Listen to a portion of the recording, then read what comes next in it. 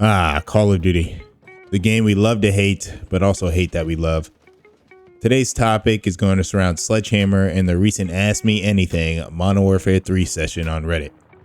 If you don't know me, I'm White Coat Gamer, and I'm here to make a steady flow of content surrounding this year's cycle of Call of Duty.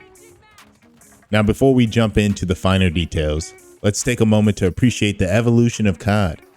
Remember the good old days when complaining about a game's core feature meant waiting an entire year for change? Oh, the patience we had. But now, it's a different ballgame, especially for our friends at Sledgehammer. We have way more access to developers than we ever did before, and we can at least hope for changes during the life cycle of a single Call of Duty launch, for better or for worse. If you think about it, Sledgehammer is kind of on the hot seat. They're trying to follow up on the heels of a game with so much hype due to it rekindling the fan base's nostalgia for a beloved COD installment. And let's be honest, MW2 2022 fell flat. I get it. There are those out there that say at its core, maybe the game was good if you look at it standalone. But that's the issue. We can't look at any Call of Duty standalone when it releases every year. Especially one that was reclaiming a title of arguably the best Call of Duty game of all time. However, I think that title goes to Black Ops 1. Sledgehammer, the underdog of the Call of Duty world, is in a tight spot. They're like the red-headed stepchild of Call of Duty. They're tasked with making their mark while navigating the vast sea of COD nostalgia.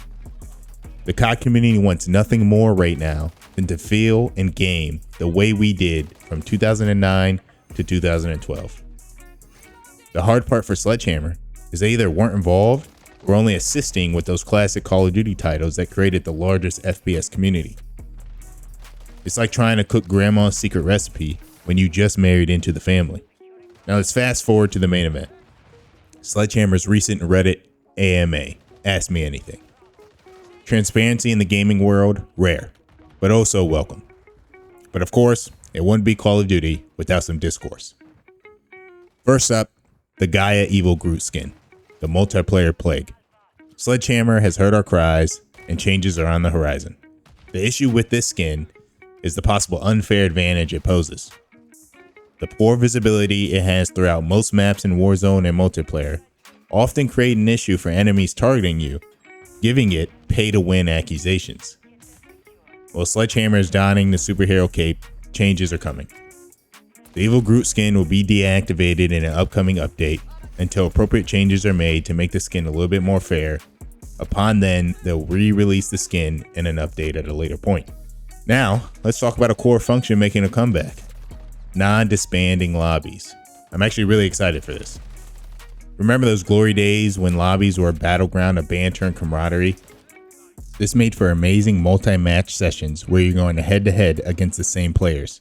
It increased competition, and occasionally the teams would mix, and the person you were just arguing with telling them how bad they were was now your teammate, and a decision had to be made to recant what you said for the betterment of the team, especially in a game mode like S&D, or hold on to your insults and have a 10-minute back and forth of pure chaos. Either way, this made Call of Duty a spectacle of community interaction that we all seem to miss. Well, good news. Sledgehammer is testing the waters for this nostalgic feature. They're going to implement non-disbanding parties to a few players, and if this works out, they'll roll it out to everyone. While they say this is just a test, the fact that they already mentioned rolling this out to everyone gives me the impression this will likely get the green light, if it hasn't already. Get ready for some epic, uninterrupted multiplayer banter sessions. But we're not out of the woods yet. Unfortunately, the topic of skill-based matchmaking must make a return. The bane of many players' existence. The community had burning questions, and Sledgehammer decided to ignore them. Yep, the elephant in the room was left untouched. It's hilarious. They addressed disbanding lobbies when if you ask yourself, why did they remove disbanding lobbies in the first place? Well, blame it on skill-based matchmaking. The community bombarded them with questions around skill-based matchmaking.